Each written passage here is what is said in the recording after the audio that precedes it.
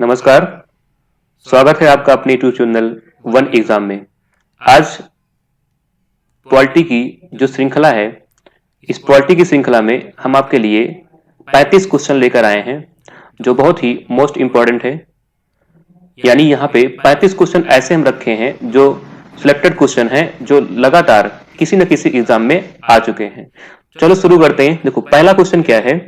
पहला क्वेश्चन है भारत में संपत्ति के अधिकार की क्या स्थिति है। ऑप्शन है, यह विधिक अधिकार है जो केवल नागरिकों को प्राप्त है। दूसरा, यह विधिक अधिकार है जो किसी भी व्यक्ति को प्राप्त है। और तीसरा है, यह मूल अधिकार है जो केवल नागरिकों को प्राप्त है। तो चौथा है यहाँ पे कि यह ना तो मूल अधिकार है और ना ही विधिक अधिकार है। देखो संपत्ति के अधिकार की हम चर्चा कर लें तो जब 1978 के पहले ये क्या था, एक फंडामेंटल राइट था। लेकिन वर्तमान की हम बात कर लें तो वर्तमान में इसे 44वें अमेंडमेंट 1978 के द्वारा इसे फंडामेंटल राइट से हटा करके क्या कर दिया गया, इसे रख दिया गया विधिक अधिकार बना दिया गया। तो वर्तमान में कैसा है, ये विधिक अधिकार है। तो यहाँ पे क्वेश्चन कह रहा है कि भारत में संपत्ति के अधिकार की स्थिति क्या है। ठीक है, तो ऑप्शन ए, यह विधिक अधिकार है जो केवल नागरिकों को प्राप्त है। तो ये क्या है, बिल्कुल गलत है। ठीक है, ये क्या है, ये हमारा बिल्कुल गलत है। ठीक है, ये केवल नागरिकों को प्राप्त नहीं है। यह कह रहा है यह विधिक अधिकार है जो किसी भी व्यक्ति को प्राप्त है। तो ये क्या हो जाएगा, राइट हो जाएगा। यानी ऑप्शन नंबर बी हमारा क्या होगा, राइट हो जाएगा। और फर्स्ट का राइट आंसर होगा ऑप्शन बी। सभी लोग का राइट आंसर ऑप्शन बी क्या है, सही है। सभी लोग एक बार क्लास को जोरदार शेयर कर दीजिए। फिर देखिए आपके लिए एक बेहतरीन क्वेश्चन श्रृंखला में मैं यहाँ पे लेकर आऊंगा। चलिए आगे देखिए नेक्स्ट क्वेश्चन। अगला क्वेश्चन है हमारा, नेक्स्ट क्वेश्चन है अगला। सेकंड नंबर क्वेश्चन कह रहा है भारत रत्न और पद्म पुरस्कारों के संबंध में निम्नलिखित कथनों पर विचार कीजिए। पहला यहाँ पे पॉइंट कह रहा है भारत रत्न और पद्म पुरस्कार भारत के संविधान के अनुच्छेद 18(1) के अंतर्गत उपाधियां हैं। दूसरा कह रहा है वर्ष 1954 में प्रारंभ किए गए पद्म पुरस्कारों को केवल एक बार निलंबित किया गया था। तीसरा कह रहा है किसी वर्ष विशेष में भारत रत्न पुरस्कारों की अधिकतम संख्या 5 तक सीमित है। ठीक है, अब आपको बताना है कि पहला सही होगा, दूसरा सही होगा या तीसरा सही होगा या ऑप्शन डी सही होगा। बताइए दो का राइट आंसर क्या होगा, दो का राइट आंसर क्या होगा। तो दो का राइट आंसर क्या हो जाएगा, ऑप्शन नंबर डी। यानी 1, 2 और 3 ये सभी क्या हैं, सभी सही हैं। क्योंकि अगर हम भारत रत्न की बात करें तो भारत रत्न और पद्म पुरस्कार जो है ये हमारे भारतीय संविधान के आर्टिकल कहां पे हैं, आर्टिकल 18। और खंड की बात कर ले कहां है, 18 के खंड 1 में। तो पहला क्या है, बिल्कुल सही है। और इसकी प्रारंभ यानी शुरुआत कब हुई थी, तो शुरुआत हुई थी 1954 में, ये भी सही है। और उस समय सरकार किसकी थी, सरकार थी उस समय कांग्रेस की, अर्थात हमारे पीएम थे पंडित जवाहरलाल नेहरू के द्वारा इसको शुरुआत यानी शुरुआत की जाती है। और यहाँ पे कह रहा है कि इसको जो पद्म पुरस्कार है इसको केवल एक बार निलंबित किया गया है। हाँ, इसको केवल एक बार निलंबित किया गया था। लेकिन उसके बाद जब सुप्रीम कोर्ट के मैटर पहुंचा तो सुप्रीम कोर्ट ने कहा कि जो पद्म पुरस्कार है यह क्या है, यह उपाधि नहीं है, ये क्या है, यह एक पुरस्कार है। तो इसके कारण फिर इसको यहाँ पे पुनः दिया जाने लगा। फिर कह रहा है किसी वर्ष विशेष में भारत रत्न पुरस्कार की अधिकतम संख्या कितनी होती है, बताओ, 5 तक सीमित होती है। अर्थात यहाँ पे किसी भी व्यक्ति या किसी के कह सकते हो कि 5 वर्ष तक उनकी 5 व्यक्ति को ही दिया जा सकता है। ठीक है, तो राइट क्या होगा बताओ, राइट हो जाएंगे तीनों, अर्थात ऑप्शन नंबर डी क्या होगा हमारा, राइट हो जाएगा 2 का ऑप्शन डी। चलो आगे देखो नेक्स्ट अगला क्वेश्चन है। नेक्स्ट क्वेश्चन कह रहा है भारत के संदर्भ में निम्नलिखित कथनों पर विचार कीजिए। पहला, न्यायिक हिरासत का अर्थ है कि अभियुक्त संबंधी मजिस्ट्रेट की हिरासत में है और ऐसे अभियुक्त को पुलिस स्टेशन के हवालात में रखा जाता है, न कि जेल में। दूसरा है न्यायिक हिरासत के दौरान मामले के प्रभारी पुलिस अधिकारी न्यायालय की अनुमति के बिना संदिग्ध व्यक्ति से पूछताछ नहीं कर सकते। अब आप लोग बताइए थर्ड का राइट आंसर क्या होगा? थर्ड का राइट आंसर क्या होगा? आप लोग बताइए थर्ड का राइट आंसर क्या होगा? थर्ड का राइट आंसर सभी लोग कमेंट करिए कि क्वेश्चन नंबर थर्ड इसका राइट आंसर क्या होगा? क्वेश्चन नंबर थर्ड का राइट आंसर। तो क्वेश्चन नंबर थर्ड देखें तो यहाँ पे कह रहा है न्यायिक हिरासत का अर्थ है कि अभियुक्त संबंधी मजिस्ट्रेट की हिरासत में है और ऐसे अभियुक्त को पुलिस स्टेशन के हवालात में रखा जाता है, ना कि जेल में। तो ये क्या है? ये बिल्कुल गलत है। अगर कोई व्यक्ति न्यायिक हिरासत में होगा तो उस कंडीशन में उसे कहाँ रखा जाएगा? उसे रखा जाएगा जेल में रखा जाएगा। ठीक है, तो ये क्या है? ये गलत है। ठीक, दूसरा कह रहा है न्यायिक हिरासत के दौरान मामले के प्रभारी पुलिस अधिकारी न्यायालय की अनुमति के बिना संदिग्ध व्यक्ति से पूछताछ नहीं कर सकते। ये क्या है? बिल्कुल सही है। अगर किसी व्यक्ति को या पुलिस अगर पूछताछ करेगी तो पहले क्या करेगी? पहले वहां पे न्यायालय की अनुमति लेगी। ठीक है, तो ये क्या है? बिल्कुल सही है। अर्थात सही क्या हो जाएगा? Option number C. तीसरे का ऑप्शन सी क्या हो जाएगा? बिल्कुल सही हो जाएगा। यानी केवल दो क्या है? सही है। आगे देखो नेक्स्ट अगला क्वेश्चन।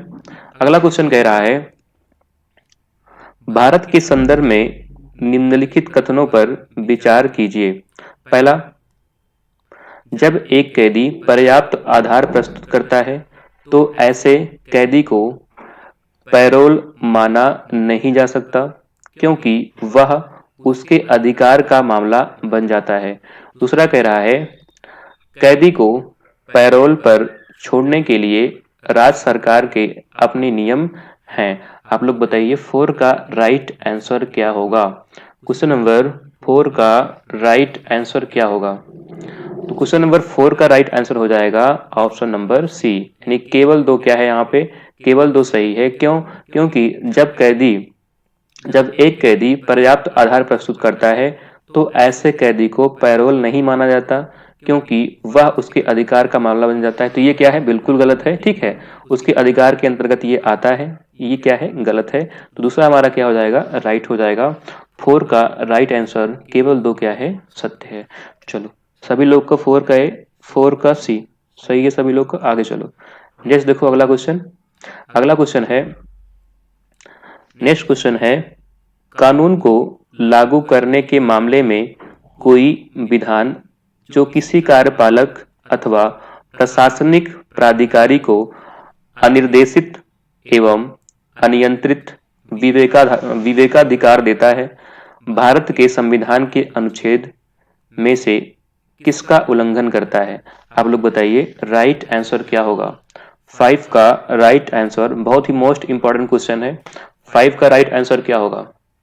तो फाइव का राइट आंसर हो जाएगा ऑप्शन नंबर ए। क्यों? क्योंकि आर्टिकल 14 जो है यह विधि के समक्ष समता का अधिकार देता है और कहता है कि किसी भी अर्थात संविधान के सामने सभी लोग क्या हैं? सभी लोग समान हैं। तो यहाँ पे कह रहा है कानून को लागू करने के मामले में कोई विधान जो किसी कार्यपालक अथवा प्रशासनिक प्राधिकारी को अनिर्देशित एवं अनियंत्रित विवेकाधीन देता है भारत के संविधान का के निम्नलिखित अनुच्छेदों में उसका उल्लंघन करता है। तो आर्टिकल 14 के अंतर्गत क्या होगा? उसका उल्लंघन करेगा। तो आर्टिकल 14 हमारा क्या है? बिल्कुल सही है। ठीक है, तो क्या हो जाएगा? Option number A. आगे देखो नेक्स्ट अगला क्वेश्चन है भारत के संविधान के किस अनुच्छेद के अंतर्गत निजता का अधिकार संरक्षित है? बताइए राइट आंसर क्या होगा? मोस्ट इंपॉर्टेंट है ये। निजता का अधिकार राइट आंसर क्या होगा? तो हम बात करें तो यहाँ पे कह रहा है अनुच्छेद 15, अनुच्छेद 19, अनुच्छेद 21 और अनुच्छेद 29। सिक्स का राइट आंसर क्या होगा? बताइए सिक्स का राइट आंसर। सिक्स का राइट आंसर क्या होगा बताओ? तो आर्टिकल 21। आर्टिकल 21 में निजता के अधिकार को लेकर के निजता का अधिकार क्या माना गया? Fundamental right. और उसका उल्लेख यानी सुप्रीम कोर्ट ने उसको आर्टिकल 21 के अंतर्गत फंडामेंटल राइट माना। और इसके अंतर्गत जो केस आया था उसका नाम था पुट्टू स्वामी केस। क्या था? केस का नाम था पुट्टू स्वामी केस। पुट्टू स्वामी केस। ठीक है, इसके अंतर्गत सुप्रीम कोर्ट ने निजता के अधिकार को फंडामेंटल राइट अधिकार माना। सभी लोग का सी बिल्कुल सही है। आगे देखो नेक्स्ट अगला क्वेश्चन है। अगला क्वेश्चन है निम्नलिखित में से कौन सा मूल अधिकार नहीं है? तो शिक्षा का अधिकार मूल अधिकार है, बिल्कुल सही है। संपत्ति का अधिकार है, नहीं। संपत्ति का अधिकार जो है क्या है, मूल अधिकार नहीं है। क्यों? क्योंकि 44वें अमेंडमेंट के द्वारा ये कब हुआ था, 1978 के द्वारा इसे एक विधिक अधिकार बना दिया गया। तो ये क्या है, ये वर्तमान में क्या है, विधिक अधिकार है, ये मौलिक अधिकार नहीं है, यानी मूल अधिकार नहीं है। तो राइट क्या हो जाएगा, 7 का सी। सभी लोग का 7 का सी क्या होगा, राइट आंसर हो जाएगा। चलिए आगे देखिए नेक्स्ट अगला क्वेश्चन है। अगला क्वेश्चन कह रहा है निम्नलिखित मूल अधिकारों के किस संवर्ग में अस्पृश्यता के रूप में किए गए विभेद के विरुद्ध संरक्षण समाविष्ट है? पहला है, देखो अस्पृश्यता की बात हो रही है, अस्पृश्यता का अधिकार किस राइट में है ये आपको देखना है। पहला है शोषण के विरुद्ध अधिकार, दूसरा है स्वतंत्रता का अधिकार, तीसरा है संविधानिक उपचार का अधिकार और समता का अधिकार। और ये हम जानते हैं ये तो बिल्कुल नहीं होगा, क्योंकि शोषण के विरुद्ध अधिकार जो है वहां पे क्या आते हैं, वहां पे हमारे 2 राइट आते हैं। कौन कौन से आते हैं बताओ, 23 और 24 आते हैं, 23 और 24, ठीक है। 23 और 24 यहाँ पे आते हैं। यहाँ पे बात करें तो यहाँ पे क्या आ जाएगा बताओ, ये आता है 19 से कहां तक आता है, 22 तक आता है। उसके बाद संवैधानिक उपचार की बात करें तो इसका आर्टिकल क्या है, आर्टिकल 32, और इसका है 14 से 18 तक। तो बताओ कहां आएगा, अस्पृश्यता किसमें है, तो अस्पृश्यता है आर्टिकल 17 में। तो आप बताओ कहां पे आएगा, तो ये आएगा समता का अधिकार, यानी राइट आंसर क्या हो जाएगा, 8 का राइट आंसर हो जाएगा option number D. Option number D जितने लोग दे रहे हैं उन लोग का सबका सही है। ऑप्शन नंबर डी क्या होगा, उन लोग का सही है। चलिए आप लोग बताइए आगे, नेक्स्ट आगे देखिए। अगला देखिए नेक्स्ट क्वेश्चन है। नेक्स्ट क्वेश्चन है यहाँ पे कूटबद्ध आपको दिया है, ठीक है। आप लोग ध्यान से पढ़िए और ध्यान से पढ़ के इसका आंसर दीजिए। सूची फर्स्ट व सूची सेकंड का मिलान कीजिए। सूची फर्स्ट यहाँ पे है और सूची सेकंड यहाँ पे है। सबसे मोस्ट इंपॉर्टेंट ये क्वेश्चन बहुत आता है एग्जाम में, मिलान करने वाला, ठीक है। वेरी मोस्ट इंपॉर्टेंट क्वेश्चन है। आप लोग बताइए 9 का राइट आंसर क्या होगा। सभी लोग एक बार वीडियो को लाइक कर दीजिए। जितने भी लोग देख रहे हैं आप लोग वीडियो को लाइक नहीं कर रहे हो, सभी लोग लाइक कर दीजिए और जोरदार शेयर कर दीजिए, ताकि जितने भी व्यक्ति हैं पढ़ने वाले वो सभी इस सेशन से जुड़ जाएं। देखिए 9 का राइट आंसर क्या होगा, तो यहाँ पे हमको मिलान करना है। समता का अधिकार अभी पीछे में बात कर चुके हैं, समता का अधिकार कहाँ है बताओ, तो ये है आर्टिकल 14 से 18 तक, यानी ए का क्या होगा, ए का 2, तो 2 देखो एक ही ऑप्शन में है और ऑप्शन क्या हो जाएगा, ऑप्शन नंबर बी। यानी बी का जो होगा बताओ 3 होगा, यानी समता का अधिकार कहां से कहां तक है, 19 से 22 तक है। और सांस्कृतिक व शिक्षा का अधिकार कहाँ है बताओ, ये है कहां से, 29 और 30 यानी 1। उसके बाद धर्म की जो अधिकार है कहाँ पे, ये तो 4 में, ठीक है। ये कहाँ तक है, 25 से 28 तक है। तो राइट क्या हो जाएगा बताओ, option number B. Option number B हमारा क्या होगा, राइट आंसर हो जाएगा, अर्थात 9 का राइट आंसर ऑप्शन बी। सभी लोग का बिल्कुल सही है, सभी लोग का, ठीक है इंद्रजीत, सभी लोग का सही है। चलो आगे देखो नेक्स्ट अगला क्वेश्चन है। अगला क्वेश्चन है बहुत ही इंपॉर्टेंट क्वेश्चन है ये। यहाँ पे कह रहा है मूल अधिकारों के अतिरिक्त भारत के संविधान का निम्नलिखित में से कौन सा भाग मानव अधिकारों की सार्वभौम घोषणा 1948 के सिद्धांत के प्रावधानों को प्रतिबिंबित करता है, ठीक है। Universal declaration of human rights 1948। बताओ राइट आंसर क्या होगा, राइट आंसर क्या होगा, तो उद्देशिका की बात कर लें, क्या करता है उद्देशिका, तो उद्देशिका दूसरा है राज्य के नीति के निदेशक तत्व, तीसरा है मूल कर्तव्य। तो आप लोग बताइए 10 का राइट आंसर क्या हो जाएगा, 10 का राइट आंसर, 10 का राइट आंसर हो जाएगा, तो ये क्या होगा, तो यहाँ पे जो मानव के अधिकार की बात हो रही है वह उद्देशिका में भी है और डीपीएसपी में भी है और वह मूल कर्तव्य में भी है, यानी वो तीनों में है। तो राइट क्या हो जाएगा बताओ, ऑप्शन नंबर डी, यानी 1, 2 और 3 सभी में क्या है, सभी में है। तो राइट क्या होगा? Option number D. चलो आगे देखो नेक्स्ट 11 नंबर क्वेश्चन कह रहा है भारतीय संविधान के निम्नलिखित में से किस अनुच्छेद के द्वारा अस्पृश्यता की समाप्ति की व्यवस्था की गई है? बहुत ही इंपॉर्टेंट है और ये बहुत आता है एग्जाम में। तो अभी हम बात कर चुके हैं कि आर्टिकल 17 में क्या है? अस्पृश्यता का अंत अर्थात छुआछूत का अंत। ठीक है, तो क्या हो जाएगा? Option number D. Option number D क्या हो जाएगा? राइट हो जाएगा। 14 में क्या है? तो विधि के समक्ष समता का अधिकार, जो कहां से लिया गया है? जो लिया गया है ब्रिटेन के संविधान से लिया गया है। 16 में क्या है? लोक नियोजन के अवसर में समता। और यहाँ पे हम बात करें 15 में क्या है? तो यहाँ पे धर्म की बात की गई है। ठीक है, तो क्या हो जाएगा? ऑप्शन नंबर डी, अर्थात 11 का ऑप्शन क्या हो जाएगा? आर्टिकल 17। तो राइट क्या हो जाएगा? Option number D. चलो आगे देखो नेक्स्ट क्वेश्चन है 12 नंबर क्वेश्चन आपको दे रहा है। यहाँ पे कह रहा है निजता के अधिकारों को जीवन एवं व्यक्तिगत स्वतंत्रता के आधार के अंतर्भूत भाग के रूप में संरक्षित किया जाता है। भारत के संविधान में निम्नलिखित में से किससे उपर्युक्त कथन सही एवं समुचित ढंग से अर्थित होता है? बताओ राइट आंसर क्या होगा? राइट क्या होगा?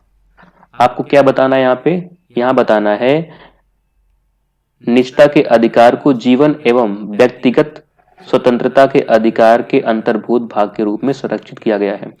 तो पहला आर्टिकल 14 एवं संविधान के 42वें अमेंडमेंट के अधीन। दूसरा आर्टिकल 17 भाग 4 में दिए गए डीपीएसपी। ऑप्शन तीसरा अनुच्छेद 21 एवं भाग 3 में गारंटी की गई स्वतंत्रताएं। उसके बाद चौथा है अनुच्छेद 24 एवं संविधान के 44वें अमेंडमेंट। राइट क्या होगा बताओ? 12 का राइट आंसर क्या होगा? बहुत ही इंपॉर्टेंट क्वेश्चन है। 12 का राइट क्या होगा बताइए? तो 12 का राइट क्या हो जाएगा? Option number C. Option number C क्या हो जाएगा? राइट, क्योंकि ऑप्शन सी में ही क्या है? निजता के अधिकार की बात की गई है और ये कहाँ है? तो ये भाग 3 में इसकी गारंटी दी गई है। तो 12 का क्या होगा बताओ? 12 का ऑप्शन नंबर सी। ठीक है, सभी लोग का सही आ रहा है ऑप्शन नंबर सी। चलो आगे देखो नेक्स्ट क्वेश्चन है 13 नंबर क्वेश्चन। भारतीय संविधान के 44वें संशोधन द्वारा मौलिक अधिकार श्रेणी से निम्नलिखित में से किसको हटाया गया? तो भी हम बात कर चुके हैं किसको हटाया गया? संपत्ति के अधिकार को। कब हटाया गया? 1978 में। और सरकार किसकी थी बताओ? तो सरकार थी जनता पार्टी की सरकार पहली बार बनी थी और भारत के पीएम थे मोरारजी देसाई। मोरारजी देसाई। ठीक है, तो राइट क्या हो जाएगा बताओ? राइट हो जाएगा ऑप्शन नंबर सी। सभी का बिल्कुल सही है, 13 का सी सभी लोग का सही है। चलो आगे देखते हैं नेक्स्ट अगला क्वेश्चन है। नेक्स्ट क्वेश्चन देखिए निम्नलिखित में से कौन सा अनुच्छेद निम्नलिखित में से कौन संविधान के अनुच्छेद 21 के दायरे में नहीं आता? बताइए राइट क्या होगा? बहुत ही इंपॉर्टेंट क्वेश्चन है ये। राइट क्या होगा? राइट क्या होगा? बहुत ही इंपॉर्टेंट क्वेश्चन है। बताओ 14 का राइट आंसर क्या हो जाएगा? तो 14 का राइट क्या हो जाएगा बताओ? पानी की गुणवत्ता को दूषित करना, ये भी बिल्कुल सही है। ठीक है, ये इसके अंतर्गत आता है। एक चिकित्सा द्वारा घायल को चिकित्सीय सहायता, ये बिल्कुल सही है। केस आया था परमानंद कटारा केस, ये बिल्कुल सही है। उसके बाद कह रहा है कार्यस्थल पर महिलाओं का लैंगिक उत्पीड़न, ये भी सही है। ठीक है, बिल्कुल सही है। तीनों क्या है? सही है, लेकिन मृत्युदंड का अधिकार नहीं देता आर्टिकल 21। ठीक है, तो ये क्या हो जाएगा बताओ? राइट हो जाएगा ऑप्शन नंबर डी। ठीक है, तो क्या होगा? 14 का डी। आगे देखो नेक्स्ट अगला क्वेश्चन है। अगला क्वेश्चन कह रहा है भारत के संविधान में शोषण के विरुद्ध अधिकार द्वारा निम्नलिखित में कौन से परिकल्पित हैं? ठीक है, शोषण के अधिकार की बात हो रही, शोषण के विरुद्ध अधिकार, शोषण के विरुद्ध अधिकार। ठीक है, कौन कौन सा आर्टिकल है? 2 आर्टिकल है, आर्टिकल 23 और आर्टिकल 24। बताइए राइट क्या होगा? यहाँ पे कह रहा है मानव देह व्यापार और बंधुआ मजदूरी यानी बेगारी, ये बिल्कुल सही है। अस्पृश्यता बिल्कुल गलत है। ये अल्पसंख्यक के हितों की सुरक्षा, ये भी क्या है, बिल्कुल गलत है। चौथा कह रहा है कारखानों और खदानों में बच्चों, ये भी क्या है, सही है। तो राइट क्या हो जाएगा, फर्स्ट और फोर्थ। फर्स्ट और फोर्थ क्या होगा, राइट हो जाएगा, यानी ऑप्शन सी हमारा क्या होगा, बिल्कुल राइट हो जाएगा। तो 15 का क्या होगा, 15 का सी। क्वेश्चन नंबर 15 क्या हो जाएगा, 15 का सी, अर्थात राइट क्या हो जाएगा बताओ, सभी लोग का क्या है, राइट आंसर हो जाएगा। ठीक है, चलो आगे देखो नेक्स्ट। अगला क्वेश्चन है, निम्नलिखित कथनों में से कौन सा एक सही है। पहला कह रहा है अधिकार नागरिकों के विरुद्ध राज्य के दावे हैं। दूसरा, अधिकार वे विशेषाधिकार हैं जो किसी राज्य के संविधान में समाविष्ट हैं। तीसरा, अधिकार राज्य के विरुद्ध नागरिकों के दावे हैं। चौथा, अधिकार अधिकांश लोगों के विरुद्ध कुछ नागरिकों के विशेषाधिकार हैं। तो 16 का बताओ राइट आंसर क्या होगा, 16 का राइट आंसर क्या होगा। तो क्या हो जाएगा यहाँ पे 16 का सी। अधिकार जो है वो क्या है, अधिकार राज्य के विरुद्ध नागरिकों के क्या हैं, दावे हैं। अर्थात जो फंडामेंटल राइट हमारा अधिकार है वो क्या होता है, राज्य के विरुद्ध होता है, राज्य को हर हाल में उसे लागू करना पड़ेगा। ठीक है, तो राइट क्या हो जाएगा, 16 का सी। सभी लोग कमेंट, ठीक है, सब लोग का 16 का सी सही है। चलो आगे देखो नेक्स्ट क्वेश्चन क्या है।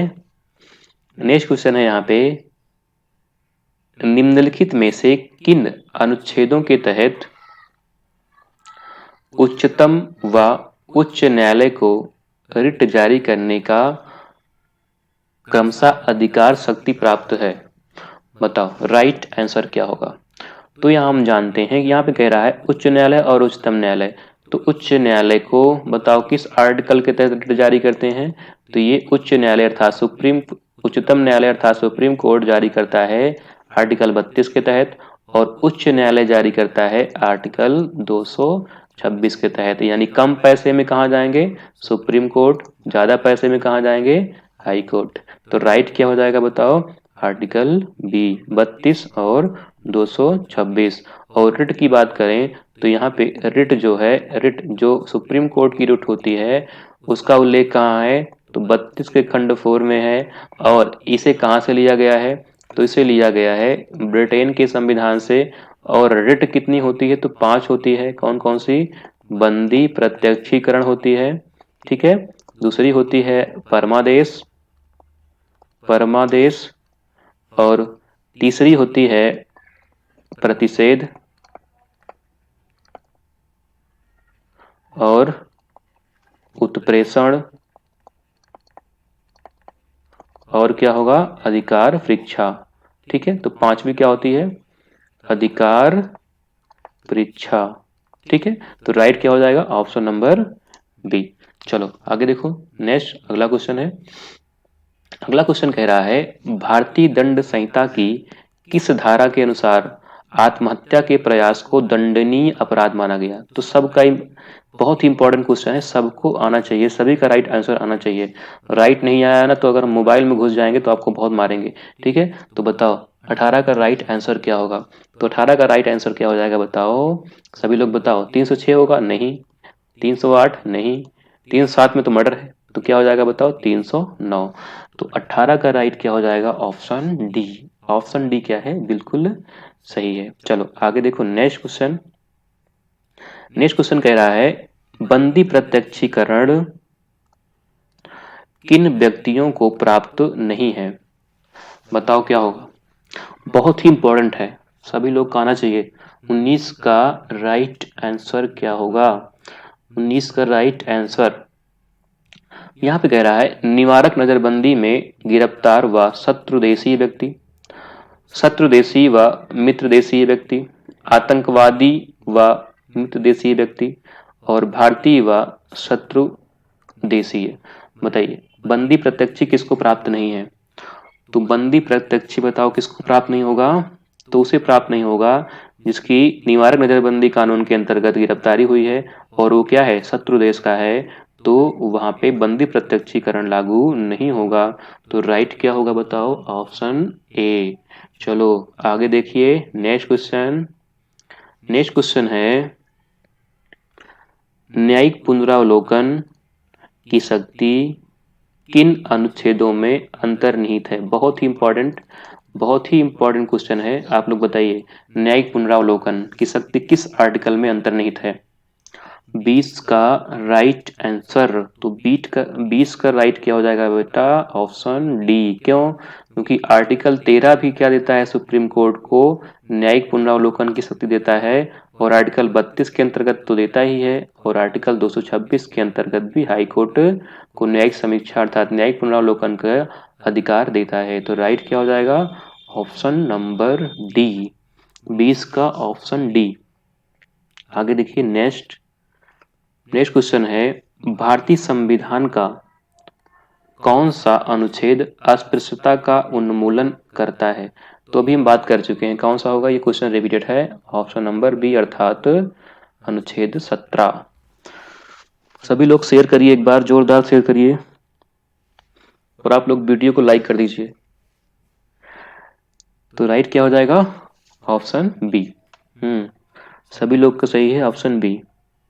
चलिए आगे देखिए नेक्स्ट क्वेश्चन है अनुसूचित जाति तथा अनुसूचित जनजाति को किस अनुच्छेद के अंतर्गत मौलिक सामाजिक आर्थिक राजनीतिक तथा सांस्कृतिक अधिकार दिया गया है? बताइए, बहुत ही इंपॉर्टेंट क्वेश्चन है। राइट क्या होगा? 20 का राइट आंसर क्या होगा? 20 का राइट आंसर सभी लोग बताइए, 20 का राइट आंसर क्या होगा? 20 का राइट आंसर क्या होगा? तो 20 का राइट आंसर क्या हो जाएगा? Option number D. ठीक है, यानी अनुच्छेद 17 ही क्या देता है? अनुच्छेद 17 देता है छुआछूत का अंत। ठीक है, यानी मौलिक सामाजिक आर्थिक और राजनीतिक और सांस्कृतिक का अधिकार दिया गया है किसमें? आर्टिकल 17 में। ठीक है, बिल्कुल क्या है? सही है। चलो आगे देखो नेक्स्ट अगला क्वेश्चन है हमारा निम्नलिखित में से कौन सा युग्म सुलेमित नहीं है? तो सुलेमित नहीं की बात कर रहा है, सुलेमित नहीं है। ठीक है, आप लोग बताइए कौन सा सुलेमित नहीं है? पहला कह रहा है मानव के दुर्व्यवहार तथा बलाश्रम का परिच्छेद 23 में है, ये बिल्कुल सही है। फिर कह रहा है अल्पसंख्यक वर्गों के हितों का संरक्षण, ये कहाँ है? 29 में सही है। संवैधानिक उपचारों का अधिकार, ये भी कहाँ है? ये भी सही है, 31 में है। शिक्षा संस्थाओं की स्थापना तथा प्रशासन करने का अल्पसंख्यक वर्गों का अधिकार, ये कहाँ है? ये 31 में नहीं, ये कहाँ है? तो ये कहाँ है बताओ? 30 में है। तो राइट क्या हो जाएगा बताओ? Option number D.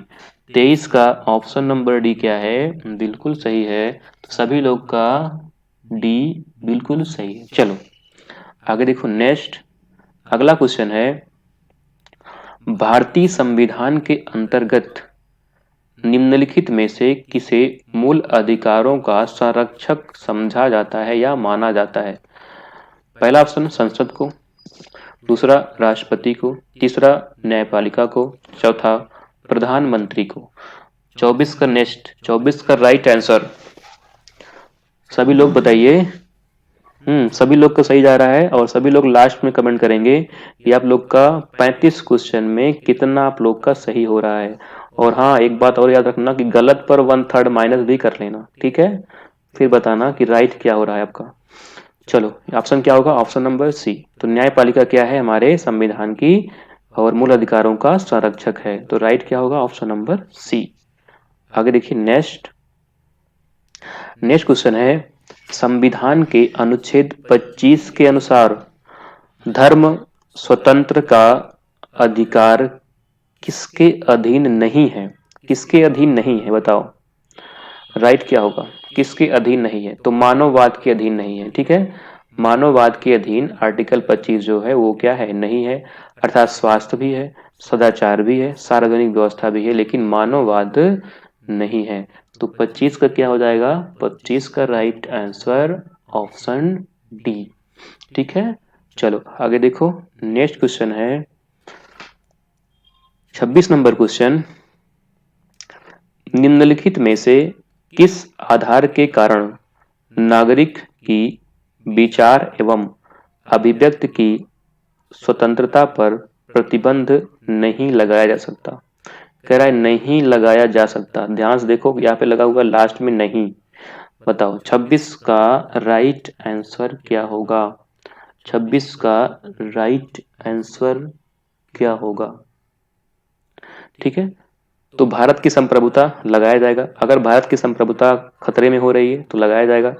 लोक व्यवस्था भी खतरे में हो रही तब भी लगाया जाएगा। और अगर आप न्यायालय की अवमानना कर दे रहे हो तब तो फिर आप गए काम से। ठीक है, तो राइट क्या हो जाएगा? ऑप्शन नंबर डी, अवांछनीय आलोचना। ये क्या है? गलत, यानी ये हमारा क्या हो जाएगा?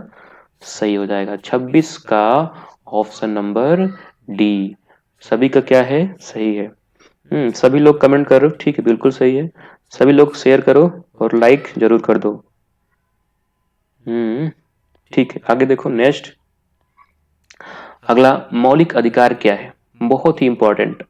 मौलिक अधिकार क्या है? बताओ, राइट क्या है? मौलिक अधिकार। तो मौलिक अधिकार वाद्य योग्य है, अवाद्य योग्य है, लचीले हैं, कठोर है। तो राइट क्या हो जाएगा? वाद्य योग्य। क्यों?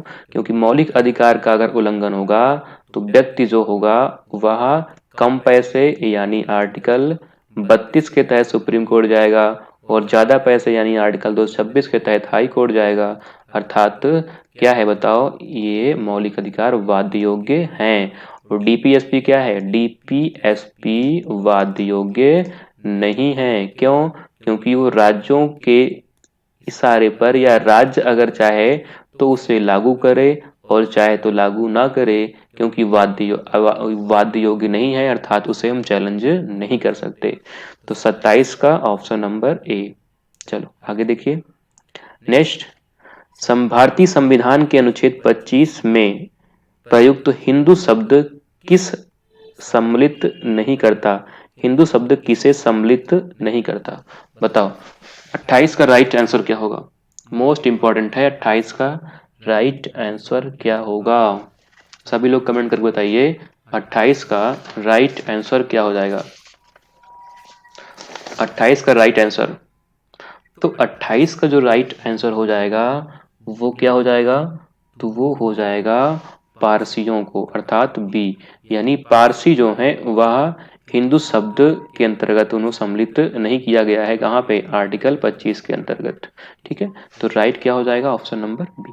चलो आगे देखो नेक्स्ट।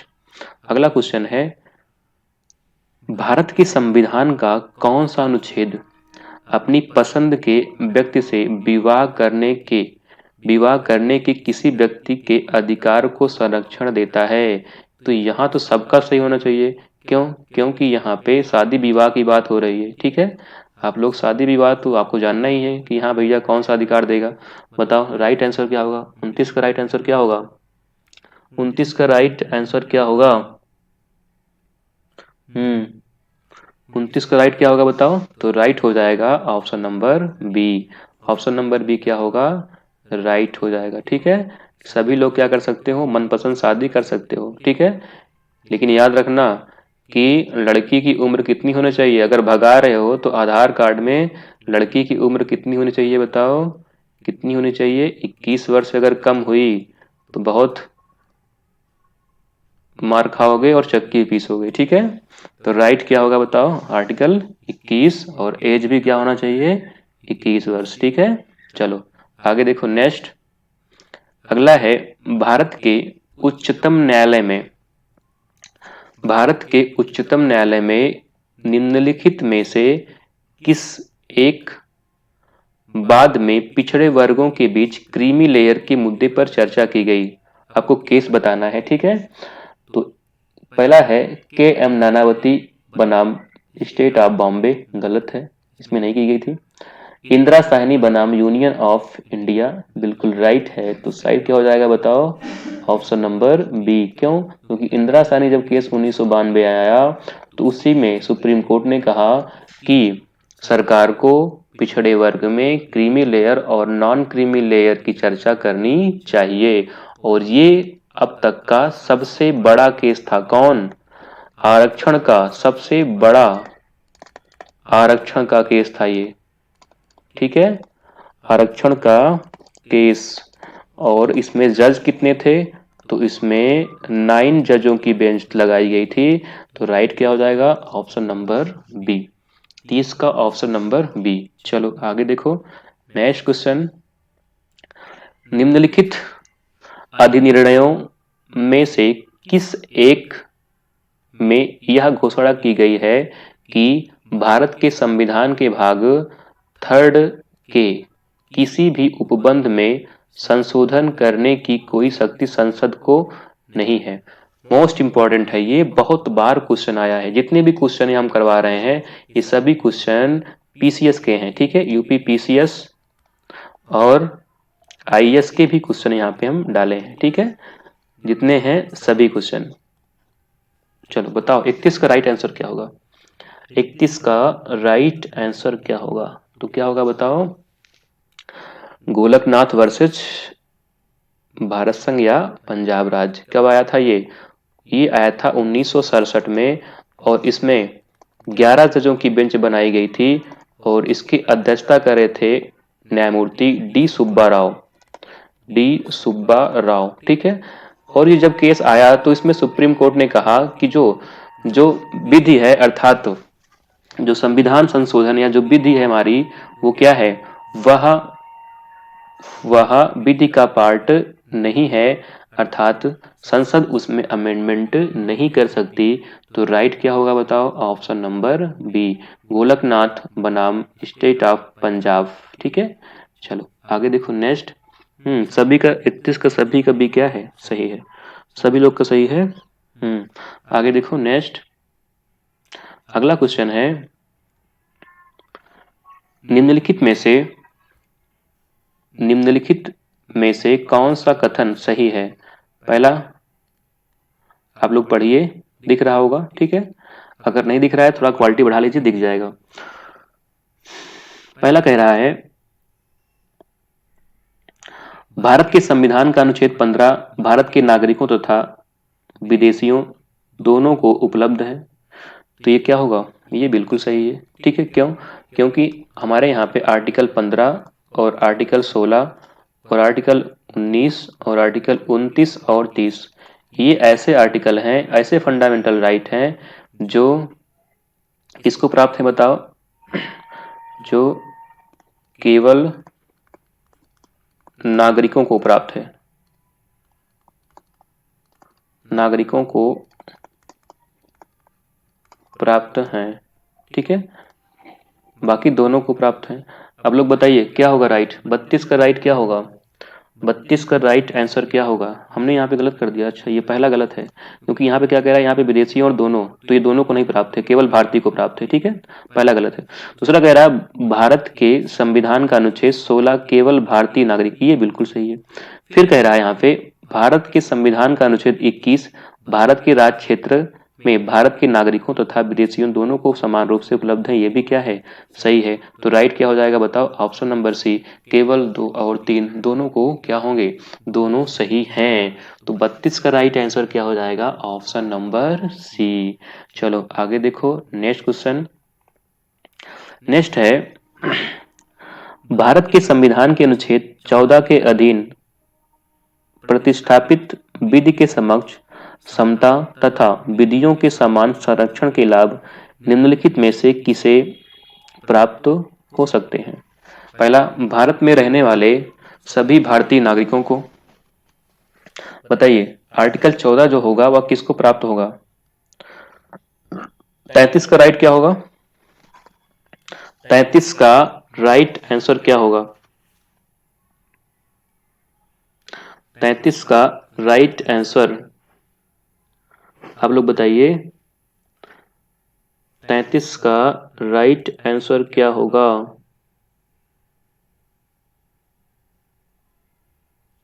तो यहां पे कह रहा है भारत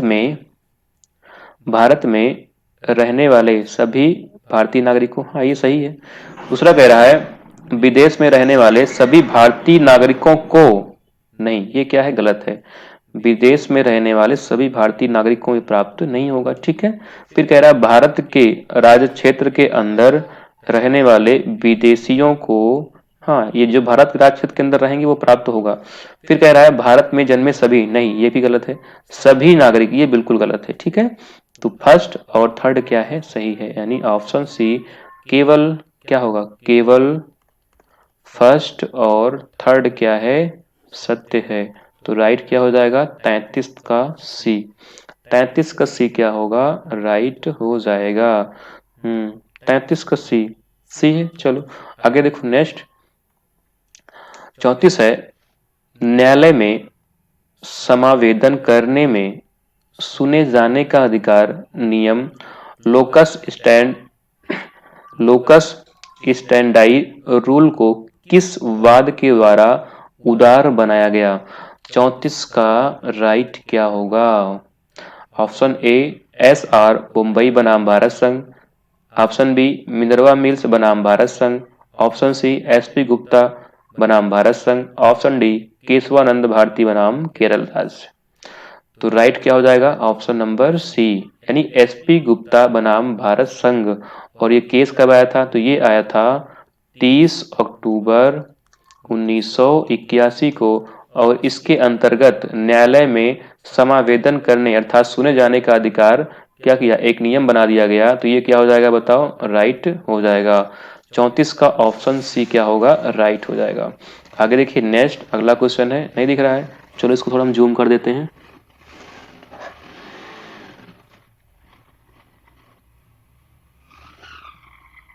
हम्म,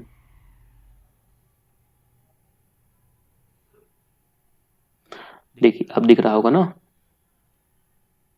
चलो अब बताओ क्या होगा, 35 का राइट क्या होगा। 35 का राइट आंसर हो जाएगा, यहाँ पे कह रहा है निम्नलिखित में से कौन भारत के संविधान के अनुच्छेद 14 और 18 के उपबंधों के अधीन समता के अधिकार संबंधित है। तो बताना है 14 और 18 ये समता का जो अधिकार है उसके उससे उपबंधित है। पहला कह रहा है धर्म मूल वंश जाति लिंग जन्म के स्थान पर भेदभाव प्रतिषेध, ये क्या है, बिल्कुल सही है। लोक नियोजन 18 में है, ये भी सही है। यहाँ पे कह रहा है 16 में, सॉरी 16 में है, ये भी सही है।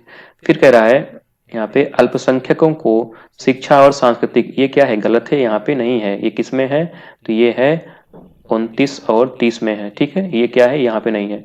फिर कह रहा है ये अस्पृश्यता, ये 17 में है, ये भी क्या है, ये भी हमारा सही है। तो राइट क्या हो जाएगा, 1 2 और 4, 1 2 और 4 है, मतलब ऑप्शन बी। तो आज का ये आखिरी क्वेश्चन था, 35 क्वेश्चन हमने आपको करवाया। और ये फंडामेंटल राइट के जो मोस्ट इम्पॉर्टेंट क्वेश्चन थे वो हमने आपको करवाया। ठीक है, तो आप लोग कमेंट करके बताइए कि 35 क्वेश्चन में आप लोग का कितना सही हुआ। 35 क्वेश्चन में आप लोग का कितना सही हुआ, सभी लोग कमेंट करके बताइए। बताइए सभी लोग कमेंट करके 35 क्वेश्चन में आप लोग का कितना सही हो रहा है। और कमेंट करके बताइए कि आपको टेस्ट कैसा लगा, जो टेस्ट के प्रश्न हैं वो कैसे लगे, अच्छे हैं कि कोई प्रॉब्लम कर रहे हैं, बताइए, सभी लोग बताइए। तो कल हमारा जो टेस्ट होगा, मैं यहाँ पे टॉपिक लिख दे रहा हूँ। कल क्या होगा, कल होगा उद्देशिका अर्थात प्रस्तावना से, प्रस्तावना। जितने भी क्वेश्चन बनेंगे हम सभी क्वेश्चन प्रस्तावना से करवाएंगे। और वही क्वेश्चन करवाएंगे जो केवल एग्जाम में पूछे गए हैं। ठीक है, जो एग्जाम में लगातार पूछे जा रहे हैं हम उसी क्वेश्चन पर चर्चा करेंगे। ठीक है, तो मिलते हैं कल एक नए वीडियो के साथ। तब तक के लिए सभी लोग को नमस्कार, गुड नाइट, जय हिंद।